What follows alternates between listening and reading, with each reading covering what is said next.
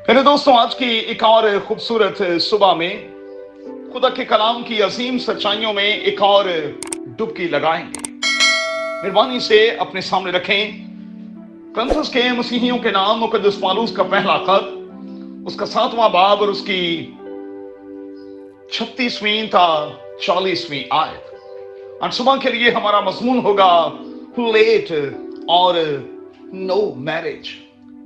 कलाम की आवाज क्या है?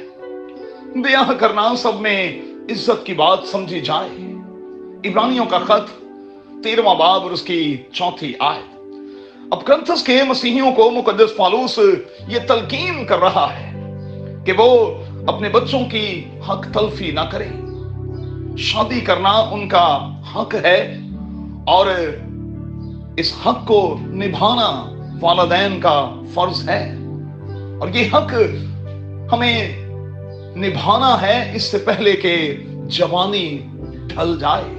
पहला करंथियों 7वां बाब और उसकी 36वीं और 37वीं आयत। अब सवाल पैदा होता है कि क्यों बच्चों की शादियां जो हैं या तो लेट हो जाती हैं या फिर हो नहीं पाती। इसकी रीजन क्या है? इसकी वजूहात क्या है? मेरी दानिश में इसकी चंद एक वजूहात हो सकती हैं। पहली वजह गैर जरूरी एक्सपेक्टेशंस। हमारी तवक्कुआत जो हैं वो रियलिस्टिक होनी चाहिए। कई बार हम कोशिश भी करते हैं मगर कामयाब नहीं होते। क्यों? क्योंकि हम चाहते हैं कि एक ऐसा इंसान मिल जाए जिसमें दुनिया की तमाम खूबियां मौजूद हों। उसका रंग गोरा होना चाहिए, आंखों का रंग जो है वो बड़ा अच्छा होना चाहिए, उसका कद काठ, उसका वेट जो है वो बराबर होना चाहिए, उसके पास पोजीशन होनी चाहिए, उसके पास कार होनी चाहिए और उसके पास अच्छी नौकरी होनी चाहिए। और कई बार ये भी तवक्को की जाती है कि वो वालिदैन का अकेला बेटा भी होना चाहिए।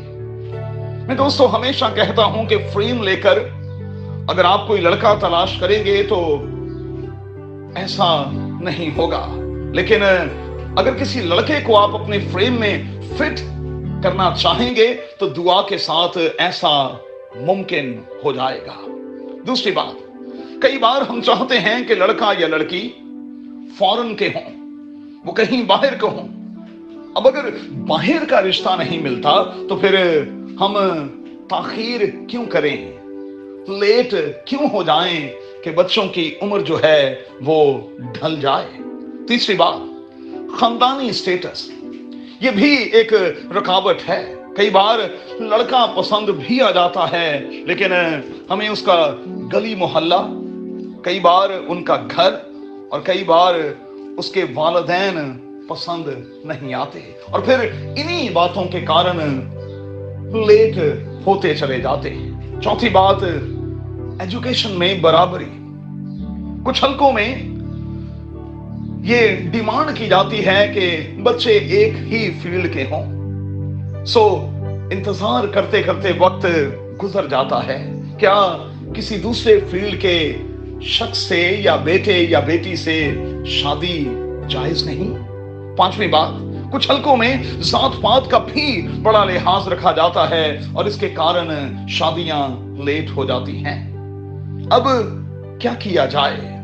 चंद एक बातें मेहरबानी से नोट करें। पहली, बच्चों के लिए, उनके रिश्तों के लिए खूब दुआ किया करें। दूसरा, अपने खानदान ही में कोई बेटा या बेटी ढूंढें, उस पर मेहनत करें, उसे पढ़ाएं लिखाएं ताकि जब बच्चे जवान हों तो आप को बाहर देखना ना पड़े।